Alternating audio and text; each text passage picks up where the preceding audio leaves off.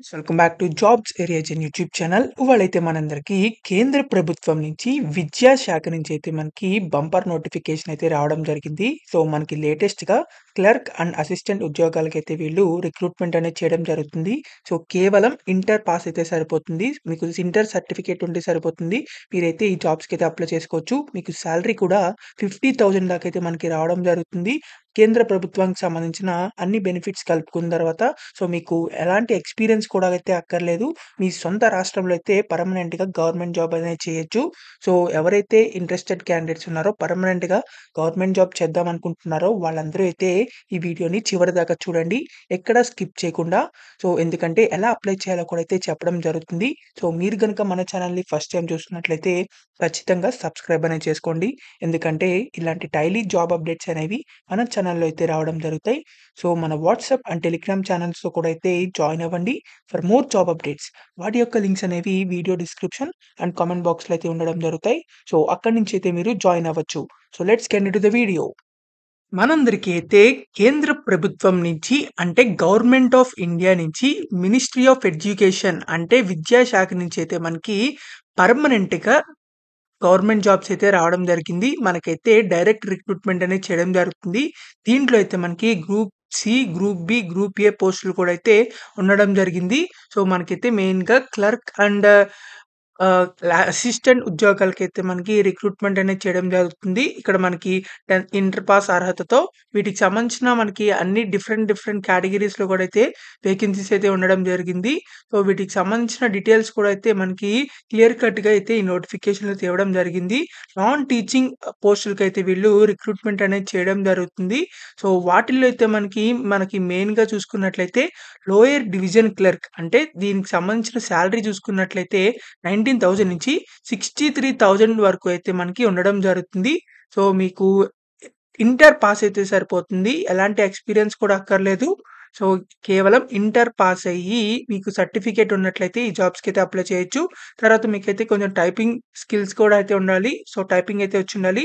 తర్వాత మీకు కొంచెం కంప్యూటర్‌కి సంబంధించిన కొంచెం నాలెడ్జ్ అయితే ఉండాలి. తర్వాత ఇక్కడ మనకి డిజైరబుల్ అని చెప్పి ఇవ్వడం జరిగింది.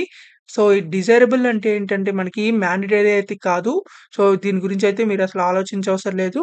సో ఎవరైతే ఇంటర్ పాస్ అయ్యారో వాళ్ళందరూ అయితే అప్లై చేసుకోవచ్చు.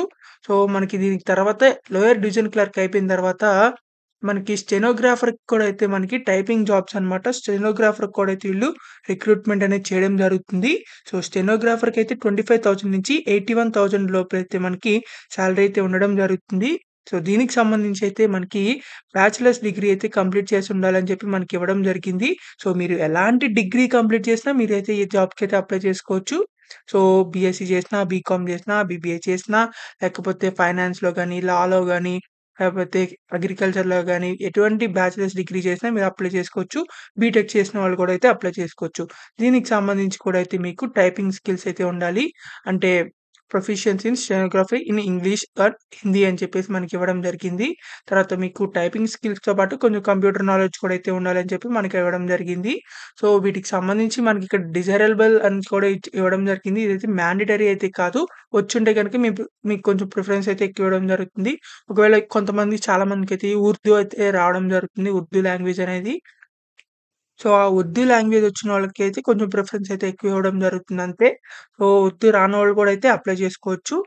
సో, ఈ స్టెనోగ్రాఫర్‌కి సంబంధించిన ఉద్యోగాల తర్వాతయితే మనకి లైబ్రరీ అసిస్టెంట్ అని, ల్యాబ్ టెక్నీషియన్ అని చెప్పేసి మనకైతే ఇవ్వడం జరిగింది. ఈ ల్యాబ్ టెక్నీషియన్ ఉద్యోగాలు చూసుకున్నట్లయితే 25,000 నుంచి 81,000 దాకైతే ఇవ్వడం జరుగుతుంది. దీనికి కూడా మనకి ఇంటర్ పాస్ అయితే సరిపోతుంది. ఇంటర్ పాస్ అయిన తర్వాత మనకి డిప్లొమా ఇన్ లాబొరేటరీ టెక్నాలజీ అని చెప్పి మనకి ఇవ్వడం జరిగింది. సో, ఎవరైతే లాబొరేటరీ టెక్నాలజీలో డిప్లొమా చేశారో వాళ్ళు కూడా అయితే అప్లై చేసుకోవచ్చు. అండ్ 2 ఇయర్స్ ఆఫ్ ఎక్స్‌పీరియన్స్ అయితే దీనికి కావాలన్నమాట. హాస్పిటల్ ఎక్స్‌పీరియన్స్ అనేది. సో, దీని తర్వాత మనకి ల్యాబ్ అసిస్టెంట్ అని చెప్పేసి మనకి ఇవ్వడం జరిగింది. తర్వాత లైబ్రరీ అటెండెంట్ అని, లైబ్రరీ అటెండెంట్ తర్వాత వర్క్‌షాప్ అటెండెంట్ అని చెప్పేసి ఇలా మనకి డిఫరెంట్ కేటగరీస్‌లో అయితే మనకి ఈ జాబ్స్ అయితే రావడం జరిగింది. సో, మనకిక్కడ లోయర్ డివిజన్ క్లర్క్‌కి సంబంధించి ఏజ్ లిమిట్ చూసుకున్నట్లయితే 30 ఇయర్స్ అన్నమాట. సో, 30 ఇయర్స్ లోపలోళ్ళు ఎవరైనా సరే అప్లై చేసుకోవచ్చు. 18 ఇయర్స్ నుంచి 30 ఇయర్స్ ఉన్న వాళ్ళందరూ. సో, కేటగరీ వైస్ అంటే caste wise SC, ST, PWD వాళ్ళకి కూడా అయితే ఏజ్ రిలాక్సేషన్స్ కూడా అయితే ఇవ్వడం జరిగింది. సో, ఆ డీటెయిల్స్ అన్ని చెక్ చేసుకొని అయితే అప్లై చేయండి. సో, మనకైతే ఇవి పర్మనెంట్ గవర్నమెంట్ జాబ్స్ కాబట్టి ఎవరు అయితే అస్సలు వదలకండి. సో, తప్పకుండా అయితే ఎలిజిబుల్ క్యాండిడేట్స్ అందరూ అప్లై చేసుకోవడానికైతే ట్రై చేయండి. ఎవరికైతే పర్మనెంట్‌గా గవర్నమెంట్ జాబ్ చేద్దాం అనుకుంటున్నారో ఇక్కడ మనకి జనరల్ కండిషన్స్ అన్నీ కూడా అయితే ఇవ్వడం జరిగింది. సో, ఎస్సీ, ఎస్టీ వాళ్ళకైతే 5 ఇయర్స్ ఏజ్ రిలాక్సేషన్, ఓబీసీ వాళ్ళకి 3 ఇయర్స్ అండ్ పీడబ్ల్యూడీ వాళ్ళకి 10 ఇయర్స్ కూడా అయితే ఏజ్ రిలాక్సేషన్స్ కూడా అయితే ఇవ్వడం జరిగింది. సో, ఈ రిజర్వేషన్స్‌ని బట్టి కూడా అయితే మీకు వేకెన్సీస్ అనేవి అలాట్ చేయడం జరుగుతుంది. మోడ్ ఆఫ్ సెలక్షన్ చూసుకున్నట్లయితే మీకు లోయర్ డివిజన్ క్లర్క్‌కి గ్రూప్ సికి సంబంధించిందయితే మీకు ఎలాంటి ఇంటర్వ్యూ అయితే కండక్ట్ చేయరు. మీకు కేవలం రిటన్ టెస్ట్ కండక్ట్ చేసి తర్వాత స్కిల్ టెస్ట్ కండక్ట్ చేసి అయితే మీకు రిక్రూట్‌మెంట్ అనేది చేయడం జరుగుతుంది. తర్వాత మనకి గ్రూప్ బి, గ్రూప్ ఏ పోస్టులు గ్రూప్ ఏ దానికైతే మనకి ఇంటర్వ్యూ అయితే ఉండడం జరుగుతుంది. తర్వాత మనకి గ్రూప్ బి పోస్టులు అంటే స్టెనోగ్రాఫర్‌కి సంబంధించి అవి కూడా అయితే మనకి స్కిల్ టెస్ట్ అయితే కండక్ట్ చేయడం జరుగుతుంది రిటన్ టెస్ట్‌తో పాటు. సో, ఇలా అయితే మనకి మోడ్ ఆఫ్ సెలక్షన్ అయితే ఉండడం జరుగుతుంది. సో, మోడ్ ఆఫ్ సెలక్షన్ అయిపోయిన తర్వాత మనకిక్కడ మీరు చూసుకున్నట్లయితే ఎవరైతే ఎస్సీ, ఎస్టీ, పీడబ్ల్యూడీ క్యాండిడేట్స్ ఈ జాబ్స్‌కి అప్లై చేస్తున్నారో వాళ్ళకైతే ఫ్రీ ట్రావెల్ అలవెన్సెస్ కూడా అయితే ఇవ్వడం జరుగుతాయి. సో, మీకు ఈ ఎగ్జామ్ రాయడానికి వాటికన్నిటికి అయితే మీకు ట్రావెల్ ఎక్స్‌పెన్సెస్ కూడా అయితే ఇవ్వడం జరుగుతాయి. సో, ఫ్రీగా అయితే మీరు వెళ్ళొచ్చు. సో, ఎవరైతే అప్లై చేయాలనుకుంటున్నారో వాళ్ళందరూ తప్పకుండా అప్లై చేయండి. మనకి దీనికి సంబంధించిన హౌ టు అప్లై అని చెప్పేసి మనకి ఇవ్వడం జరిగింది. మీరైతే ఆన్‌లైన్‌లో అయితే అప్లై చేయాల్సుంటుంది. ఇక్కడ మనకి లింక్ కూడా అయితే ప్రొవైడ్ చేయడం జరుగుతుంది. ఆ లింక్ అయితే మన వీడియో డిస్క్రిప్షన్, కామెంట్ బాక్స్‌లో అయితే ఉండడం జరుగుతాయి. సో, మీరైతే అక్కడి నుంచి కూడా అయితే ఆహ్, క్లిక్ చేసి యాక్సెస్ చేసుకోవచ్చు. వీటికి సంబంధించి అప్లికేషన్ ఫీస్ చూసినట్లయితే, మనకి ఆల్ వుమెన్స్ క్యాండిడేట్స్ ఎవరైతే ఉంటారో వాళ్ళకి ఎలాంటి అప్లికేషన్ ఫీజ్ అయితే లేదు. వుమెన్స్‌కైతే ఇది చాలా మంచి అవకాశం అని చెప్పుకోవాలి. సో, లేడీస్ ఎవరైతే ఉంటారో వాళ్ళందరూ తప్పకుండా అప్లై చేసుకోండి. ఎవరైతే ఎలిజిబుల్ క్యాండిడేట్స్ ఉన్నారో. సో, ఎలాంటి అప్లికేషన్ ఫీజ్ లేదు కాబట్టి. తర్వాత ఎస్సీ, ఎస్టీ, పీడబ్ల్యూడీ వాళ్ళకైతే కేవలం రూ. 150 అయితే ఉండడం జరిగింది. For B and C groups. So, clerk lower division clerk, స్టెనోగ్రాఫర్‌కైతే మీకు రూ. 150 అనమాట. ఆ 2 అయితే బి అండ్ సి కేటగరీస్‌లో అయితే రావడం జరుగుతాయి. సో, తర్వాత జనరల్ ఈడబ్ల్యూఎస్, ఓబీసీ క్యాండిడేట్స్‌కైతే 300 అయితమాట. లోయర్ డివిజన్ క్లర్క్‌కి, స్టెనోగ్రాఫర్‌కైతే. సో, తర్వాత మనకి ఎస్సీ, ఎస్టీ, పీడబ్ల్యూడీ వాళ్ళకైతే గ్రూప్ ఏ దానికైతే 250 అండ్ జనరల్ ఈడబ్ల్యూఎస్ అయితే రూ. 500 అయితే పే చేయాల్సి ఉంటుంది గ్రూప్ ఏ దానికి. సో, ఇలా అయితే మనకి ఫీస్ డీటెయిల్స్ అయితే ఉండడం జరిగింది. అప్లికేషన్ ఫీస్ డీటెయిల్స్ అనేవి. సో, దీన్ని కూడా అయితే మనకి ఆన్‌లైన్‌లో అయితే పేమెంట్ అనేది చేయాల్సుంటుంది. సో, ఎవరైతే అప్లై చేయాలనుకుంటున్నారో వాళ్ళందరూ ఆన్‌లైన్‌లో అయితే ఆహ్, అప్లికేషన్ ఫీజ్ అనేది పే చేసి, అప్లికేషన్ ఫార్మ్‌ని ఫిలప్ చేసి సబ్మిట్ అనేది చేయాల్సుంటుంది. సో, దీనికి సంబంధించిన మనకి జాబ్స్ అనేవి హైదరాబాద్ నుంచి లొకేషన్‌లో అయితే ఉండడం జరిగింది. సో, మనకిక్కడ అప్లై చేయాలనుకున్నోళ్ళు అప్లికేషన్ లింక్ మీద క్లిక్ చేసిన తర్వాత మీకు అప్లికేషన్ ఫార్మ్ అయితే ఆహ్, ఓపెన్ అవ్వదు. మీకు రిజిస్ట్రేషన్ అయితే ఫస్ట్ చేసుకోవాల్సుంటుంది. ఆ రిజిస్ట్రేషన్ కంప్లీట్ అయిపోయిన తర్వాత లాగిన్ అయితే మీరు అప్లికేషన్ ఫార్మ్‌ని కంప్లీట్‌గా అయితే ఫిలప్ చేయాల్సుంటుంది. సో, వీటికి సంబంధించింది మనకి హైదరాబాద్ లొకేషన్ నుంచి వచ్చినియి కాబట్టి మనకి హైదరాబాద్ లొకేషన్‌లో గవర్నమెంట్ ఆఫ్ ఇండియా నుంచి మినిస్ట్రీ ఆఫ్ ఎడ్యుకేషన్ విద్యాశాఖ నుంచి అయితే మనకి ఈ మౌలానా ఆజాద్ నేషనల్ ఉర్దూ యూనివర్సిటీ నుంచి అయితే మనకి పర్మనెంట్ గవర్నమెంట్ జాబ్స్ అయితే రావడం జరిగింది. సో, మనకైతే ఇది హైదరాబాద్ లొకేషన్ నుంచి అయితే ఇక్కడ రావడం జరిగింది. సో, మీకు జాబ్స్ కూడా అయితే హైదరాబాద్‌లోనే అయితే ఉండడం జరుగుతాయి. సో, ఎవరైతే అప్లై చేయాలనుకుంటున్నారో వాళ్ళైతే త్వరగా అయితే అప్లై చేయండి. ఎందుకంటే మనకి రేపటిలోగా అయితే మీరు అప్లై చేయాల్సుంటుంది. సో, ఈ నోటిఫికేషన్‌కి సంబంధించిన లాస్ట్ డేట్ చూసుకున్నట్లయితే మనకి 31 ఆగస్ట్ లోపలైతే మీరు ఆన్‌లైన్‌లో అయితే అప్లై చేయాల్సుంటుంది. సో, అందుకని మీరు త్వరగా అయితే అప్లై చేయండి. ఈ వీడియో చూసిన వెంటనే మీరైతే అప్లై చేయండి. అప్లై చేయకపోతే గనక మీకు టైం అయితే అయిపోతుంది. మీరైతే ఈ జాబ్స్‌నైతే మిస్ అవుతారు. సో, కంపల్సరీగా 31 ఆగస్ట్ లోపలైతే మీరు కంపల్సరీగా అయితే అప్లై చేయాల్సుంటుంది. ఆన్‌లైన్‌లో అయితే మీరు ఆన్‌లైన్‌లో అప్లై చేసిన తర్వాత అప్లికేషన్ ఫార్మ్‌ని జిరాక్స్ తీసుకున్న తర్వాత ఆ అప్లికేషన్ ఫార్మ్ జిరాక్స్‌తో పాటు మీ ఎడ్యుకేషనల్ క్వాలిఫికేషన్ జిరాక్స్‌లు కూడా అయితే వాటికి అటాచ్ చేసి పోస్ట్‌లో కూడా అయితే పంపించాల్సుంటుంది. దానికి సంబంధించిన డీటెయిల్స్ కూడా అయితే చెప్పడం జరుగుతుంది. సో, మీరు పోస్ట్‌లో పంపించిన తర్వాత 9థ్ సెప్టెంబర్ లోపలైతే మీరు ఆ పోస్ట్ అనేది వాళ్ళకి చేరాల్సుంటుంది. సో, వీటికి సంబంధించిన అప్లికేషన్ ఫార్మ్ చూసినట్లయితే మీరు అప్లికేషన్ ఫార్మ్‌ని సబ్మిట్ చేయడానికి ముందలైతే మీరు రిజిస్ట్రేషన్ అనేది కంప్లీట్ చేయాల్సి ఉంటుంది. సో, ఆ రిజిస్ట్రేషన్ ప్రాసెస్ అయితే మనకిక్కడ మెయిల్ ఐడీ మీరు ఎంటర్ చేసిన తర్వాత కన్ఫర్మ్ మెయిల్ ఐడీ మళ్ళీ అదే మెయిల్ ఐడీ ఎంటర్ చేయండి. తర్వాత మీరైతే పాస్వర్డ్ అనేది క్రియేట్ చేసుకోవాల్సి ఉంటుంది 6 క్యారెక్టర్స్‌తో. తర్వాత అదే పాస్వర్డ్ ఇక్కడ మనకి కన్ఫర్మ్ పాస్వర్డ్‌లో కూడా అయితే ఎంటర్ చేయండి.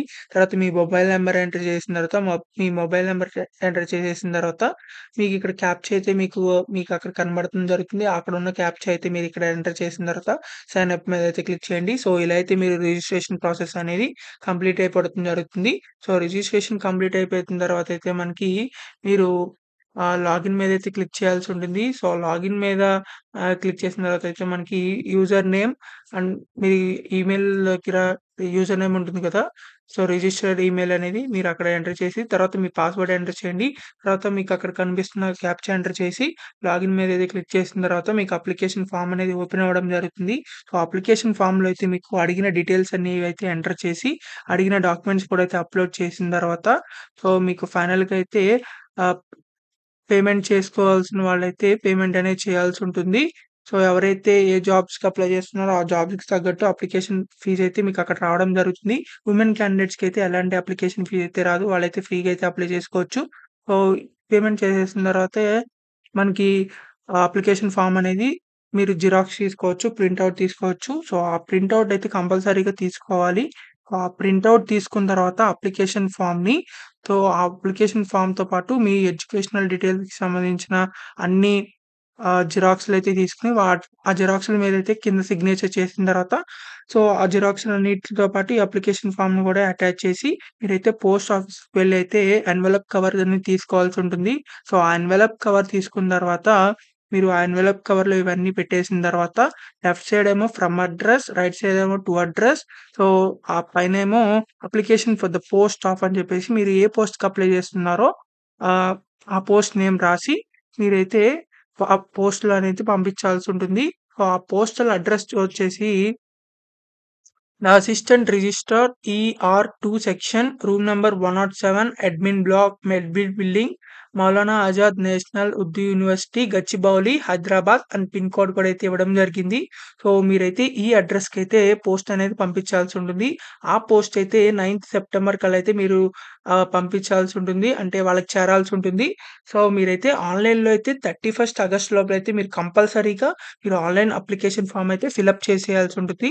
సో, సబ్మిట్ చేయాల్సి ఉంటుంది. ఆ ఆన్‌లైన్ అప్లికేషన్ ఫార్మ్ తర్వాత ఈ పోస్ట్ అనేది 9థ్ సెప్టెంబర్‌లో అయితే మీరు ఎళ్ళాల్సి ఉంటుంది. వాళ్ళకి రీచ్ అవ్వాల్సి ఉంటుంది.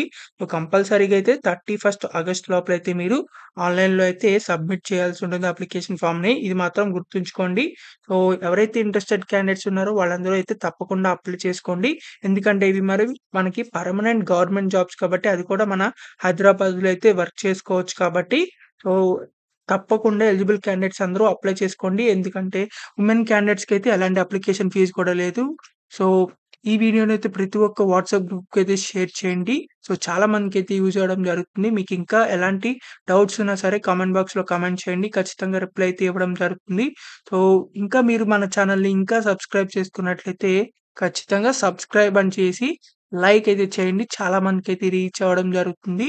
So, thank you for watching this video. Thank you.